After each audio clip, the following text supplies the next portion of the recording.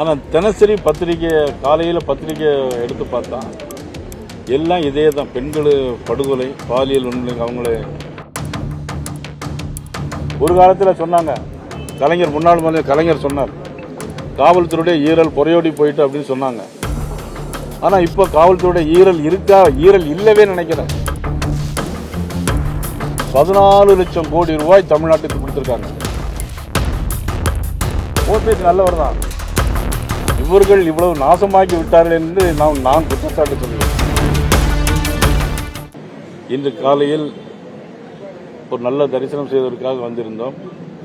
அதே நேரத்தில் தச்சோல் பெருமாள் கோயில் முன்னிலையில் 6 லட்சம் ரூபாய் செலவில் உயரும் மின் கோபுர விளக்கு இன்றைக்கு ஆரம்பித்து வைக்க வேண்டிய வாய்ப்பினை கிடைத்தது.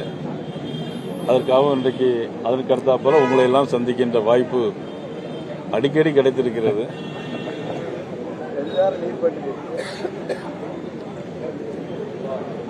தேமுதிக இப்போ நாங்கள் இருக்க வேண்டிய கூட்டணி தான் ஆட்சி அமைக்கும் அப்படின்னு சொல்லி தொடர்ந்து சொல்லிட்டு இருக்காங்க. இன்னொரு 3ஆம் தேதி கூட்டணி அறிவிப்பை சொல்ல போறோம் யார் கூட அப்படின்னு சொல்லியிருக்காங்க. நீங்க முயற்சி ஏதாவது எடுத்துக்கீங்களா? பேச்சுவார்த்தை நெல்லைமன்றத்துக்கு வந்திருக்காங்க. அவங்க சந்திக்கிற வாய்ப்பு இருக்கா? பேச போறீங்களா? நாளைக்கு நெல்லைக்கு வராங்க. நான் இன்னைக்கு சென்னைக்கு போறேன். பேச்சுவார்த்தை நடத்திருக்கீங்களா? இல்ல, அவங்களே சொல்லியிருக்காங்கல்ல 3ஆம் தேதி அறிவிப்போம் அப்படின்னு சொல்லியிருக்கதா நீங்க சொல்றீங்க. மீண்டுமாக தமிழகத்தினுடைய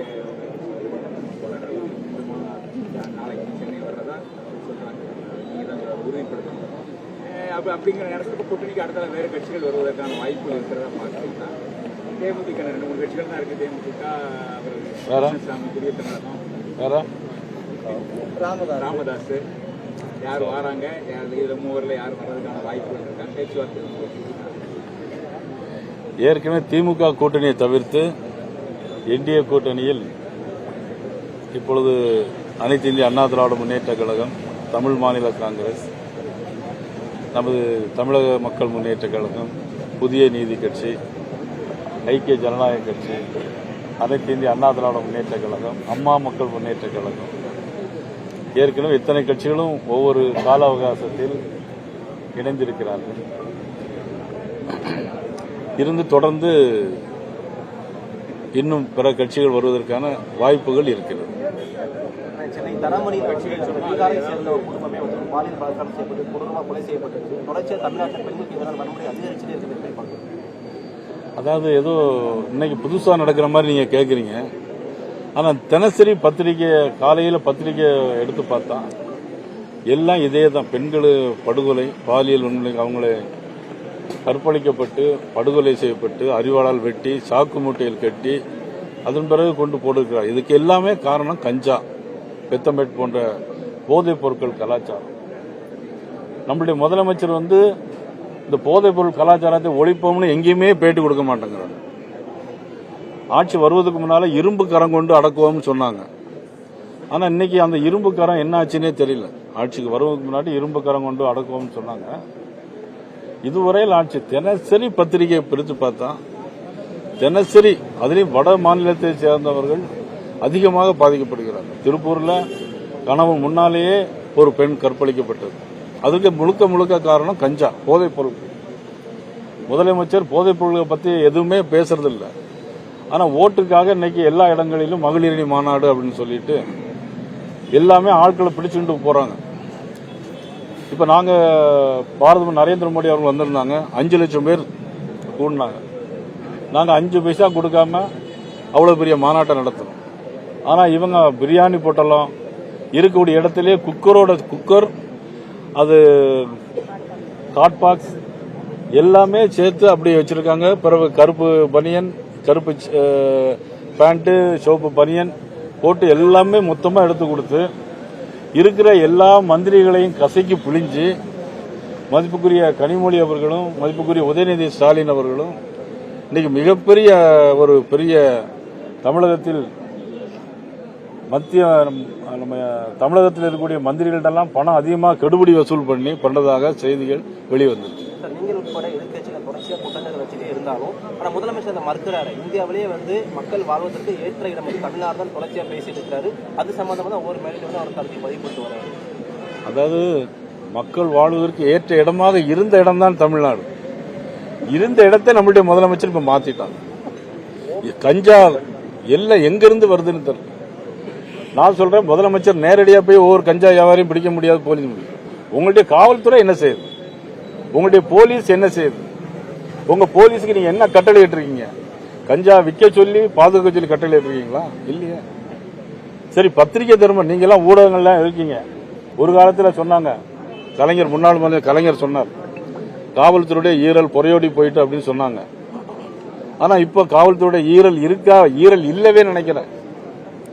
ஈரல் இருந்தா பொறையோடி போகும். தமிழகம் முழுவதும் ரெட்டை இன்ஜின் டப்பா இன்ஜின் அப்படின்ற மாதிரி வால் போஸ்டர் ஒட்டி இருக்குது. யார் பேரு என்ன பொறுப்பு எதுவுமே போடாம எம்டியா மொட்டை கடைசி மாதிரி போட்டுக்கிறாங்க. தொடர்ச்சியா தமிழகம் பிஜேபி கிழிச்சிட்டு இருக்காங்க. எப்படி பாக்குறீங்க? அது முதலமைச்சரே சொல்லியிருக்காரு. பிரைம் மினிஸ்டர் சொன்னாரு, டபுள் இன்ஜின் சர்க்கார். ஒரு டபுள் இன்ஜின் சர்க்கார் அப்படின்னா ஒரு மாநில சர்க்காரும் ஒரு மத்திய சர்க்காரும் சேர்ந்து நடந்தால் அந்த மாநில மக்களுக்கு நன்மை கிடைக்கும். இன்னைக்கு 11 வந்தே பாரத் ரயில்கள் தமிழ்நாட்டிற்கு ஜப்பான்ல ஓடுற மாதிரி ஓடுது. தூத்துக்குடி விமான நிலையம் 350 கோடி ரூபாய் விரிவாக்கம். திருச்சி விமான நிலையம் 650 கோடி ரூபாய் விரிவாக்கம். யாரு செய்யறாங்க? நம்மளுடைய பிரைம் மினிஸ்டர் கொடுக்கறாங்க. சரி, இன்னைக்கு ரேஷன் கடையில் இன்னைக்கு கரீப் கல்யாண் யோஜன் ஏழைகளுக்கான திட்டம். ரேஷன் கடையில் அவ்வளவு பொருட்களையும் மத்திய அரசு கொடுக்கின்றன. ஆனா மாநில அரசு, நம்மளுடைய முதலமைச்சர் அவர்கள் படத்தை போட்டு அவர்கள் கொடுக்கறத மாதிரி இன்னைக்கு ஒரு பாவனையை ஏற்படுத்திட்டு இருக்கிறாங்க. எல்லாம் மத்திய அரசு கொடுக்கு. அவங்க கவர்மெண்ட் முன்னால இருக்கும்போது கொடுத்த பணத்தை தவிர இந்த 11 வருஷத்துல மட்டும் 14 லட்சம் கோடி ரூபாய் தமிழ்நாட்டுக்கு கொடுத்திருக்காங்க. கட்டமைப்பு வசதி, ரோடு, சாலைகள், மேம்பாலம், ரயில்வே, போஸ்ட் ஆபீஸ், விமான நிலையங்களுக்காக 14 லட்சம் கோடி ரூபாய் மத்திய அரசு, பிரைம் மினிஸ்டர் மோடி அவர்கள் கொடுத்திருக்கிறாங்க. ஆனா நம்மளுடைய தமிழ்நாடு முதலமைச்சர் என்ன பண்ணிட்டு இருக்காங்க? எதுவுமே தரலன்னு இந்த சின்ன பிள்ளைகள் வாய்ப்பாடு சொன்ன மாதிரி சொல்லிட்டு இருக்கிறாங்க.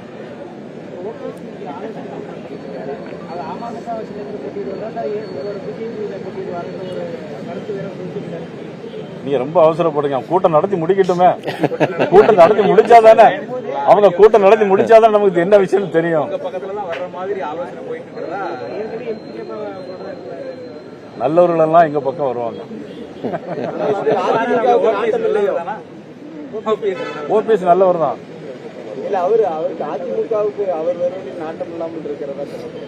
அது அவருக்கு தானே தெரியும், உங்களுக்கு எப்படி தெரியும்?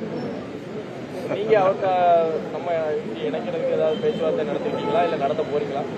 இல்ல, இதுவரையிலும் நான் அவரிடம் எதுவும் பேசவில்லை. தேவைப்பட்டால் கண்டிப்பாக நான் பேசுவேன். நேற்றைய தினம் முதலமைச்சர் பேசியிருக்கிறார், பாரதிய ஜனதா கூட்டணி அரசு தமிழ்நாட்டுக்கு வந்தால், அதிமுக ஆட்சிக்கு வந்தாலும் பாஜக தான் ஆட்சி செய்யும், தமிழ்நாட்டை நாசமாக்கி விடுவார்கள் அப்படின்னு சொல்லி முதலமைச்சர் ஒரு ஸ்டேட்மெண்ட்டை பேசியிருக்கிறாரு.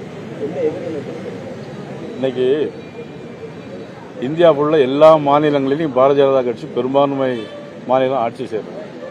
அங்க என்ன தமிழ்நாட்டில் அங்க என்ன மோசமான ஆட்சி நடந்திருக்கிறது? இவர்கள் இவ்வளவு நாசமாக்கி விட்டார்கள் என்று நான் குற்றச்சாட்டு சொல்கிறேன்.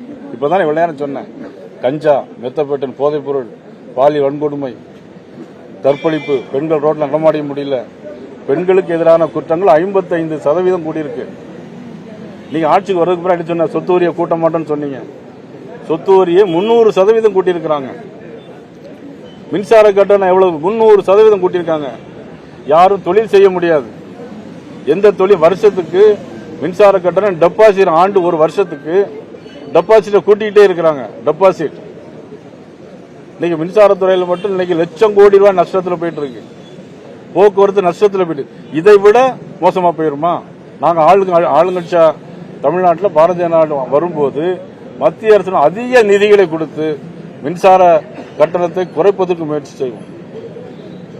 எப்படின்னா, தமிழகத்திற்கு தேவையான கடன்களை அல்லது பொருட்களை, உதவியை பணமாக கொடுத்து தமிழகம் இன்னைக்கு 9 லட்சம் கோடி ரூபாய் நஷ்டத்தில் போயிட்டு இருக்கு, கடன்ல இருக்கு. 9 லட்சம் கோடி அண்ணன் இபிஎஸ் அவர்கள் இருக்கும்போது 4 லட்சம் கோடி. இந்த 5 வருஷத்துல 5 லட்சம் கோடி. அது ஆள்வனுக்கு 500 ரூபாய், அன்னைக்கு 2500 ரூபாய் கடன் இருக்கு. நம்ம எல்லாருக்கும் கடன் இருக்கு. அந்த கடன் யார் பொறுப்பு? ரொம்ப இதை விட சீரடி எப்படி முடியும்?